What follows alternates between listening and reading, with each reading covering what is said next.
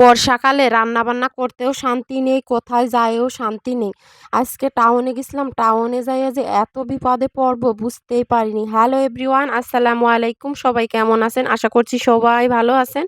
তো আজকে সকাল থেকে ঝিরিঝিরি বৃষ্টি হচ্ছে। এই যে তো সকালবেলা রান্না করেছিলাম খিচুড়ি, সাথে ডিম ভাজি, সালাদ, লেবু আর আমের আচার ছিল।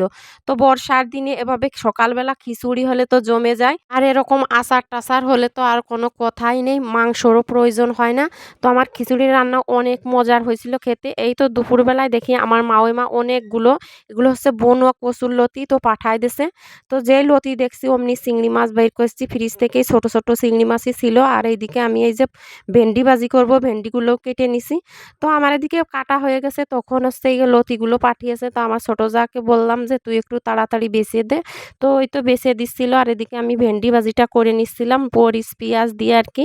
তো এই তো ভেন্ডিগুলো দিয়ে দিলাম, আর ভেন্ডিতে আমি হলুদ লবণ একটু পরে দিই, কারণ ভেন্ডিটা যখন নরম হয়ে যায় তখন। আর এতগুলা কচুরলতি তো একা খাওয়া সম্ভব না। তো আমার মেজো যাদেরকে, তারপরে আমার ছোট যা, আমি তিনজনই আমরা ভাগ করে নিয়ে তাই রান্না বান্না করতেছি। এরপরে এই তো মানে ভেন্ডি ভাজিতে লবণ হলুদ দিয়ে এই তো ভেন্ডি ভাজি করে নিলাম। তো আমার ভেন্ডি ভাজিটা হয়ে গেছে, এখন নামিয়ে নেব। এদিকে আমার শাশুড়ি আম্মু আমাকে একটা আম এনে বলছে আমটা কেটে দাও তো। তো এই আমটা আমার শাশুড়ি আম্মুকে কে জন্য দেছে। আমটা এত মজার খেতে, টকও না মিষ্টিও না, একদম নারকেলের মতো খেতে। তো আম কেটে আমরা সবাই মিলে খেয়ে নিলাম। এদিকে কচুরলতিগুলো বেচা হয়ে গেছে, আর কাঁঠালের বিচি দিয়ে আর কি রান্না করা হবে, আলু দেবো না, চিংড়ি মাছ দিয়ে হাতে মাখিয়ে চচ্চড়ি রান্না করব। তো এই তো কচুরলতিগুলো সুন্দরভাবে ধুয়ে নিছি মাছগুলো, এখন এই তো কড়াইতে দিয়ে দিলাম। কেটে রাখা মরিচ পেঁয়াজগুলো দিয়ে দেবো। তো এখানে মরিচ পেঁয়াজ রসুনও একটু কুচি করে দিছি, বাটা মশলা ইউজ করব না। আর এখানে লবণ হলুদ, তারপর একটু কয়টা আস্ত জিরাও দিয়ে দিলাম। আর আমি সব চচ্চড়ি রান্নায় এভাবে আস্ত জিরা দিই। এখন পরিমাণ মতো সয়াবিন তেল দিয়ে সুন্দরভাবে হাতে মাখিয়ে নেব। আর হাতে মাখানো তরকারি রান্নার টেস্ট কিন্তু একটু বেশি হয়। এই তো মাখানো হয়ে গেছে, এখন পরিমাণ মতো পানি দিয়ে এখন রান্না বসিয়ে দেবো চুলায় আর কি। আর আমরা মাটির চুলায় রান্না করি। তো এখন এই তো কিছুক্ষণ পরে ঢাকনাটা তুলে দেখি যে তরকারিটা বলক চলে এসেছে, তো একটু নেড়ে দিলাম আর কি।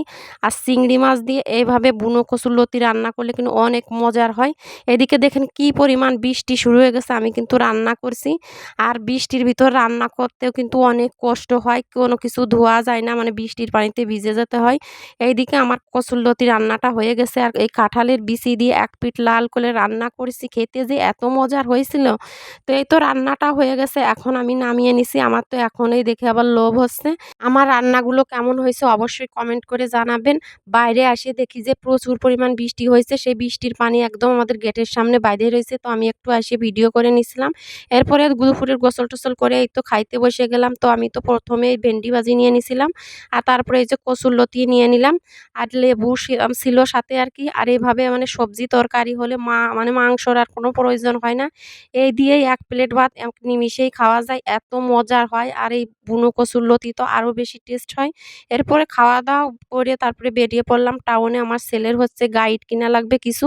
তো আমার ছেলে আর আমি এই তো চলে যাচ্ছি, আমরা প্রায় মাগুরায় চলে আসছি আর কি। এই তো ভাইনার মোড়। তো এরপর বইয়ের দোকানে চলে আসছি, তো এখান থেকে কিছু গাইড বই নিয়ে নেব। তো আসতে না আসতে বৃষ্টি তো শুরু হয়ে গেছে। আমরা যখন আসছিলাম কিন্তু একটু বৃষ্টি ছিল না, একদম বৃষ্টি থেমে গেছিল।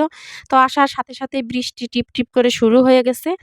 আর তারপরে আমরা ছাতা কিনতে চলে আসছি, যেহেতু বইগুলা ভিজে যেতে পারে। তো আমার ছেলে বলল আম্মু চলো আমরা ছাতা কিনে নিয়ে আসি। তো এখান থেকে একটা ছাতাও নিয়ে নিলাম। তো ছাতা কিনতে কিনতে দেখি এত পরিমাণ বৃষ্টি হচ্ছে, এদিকে সন্ধ্যাও লেগে গেছে। পরে অনেকক্ষণ দোকানে দাঁড়িয়ে আমাদের বাসায় যাইতে যেতে রাত হয়ে গেছিল। তো আজকের ভিডিও এই পর্যন্তই।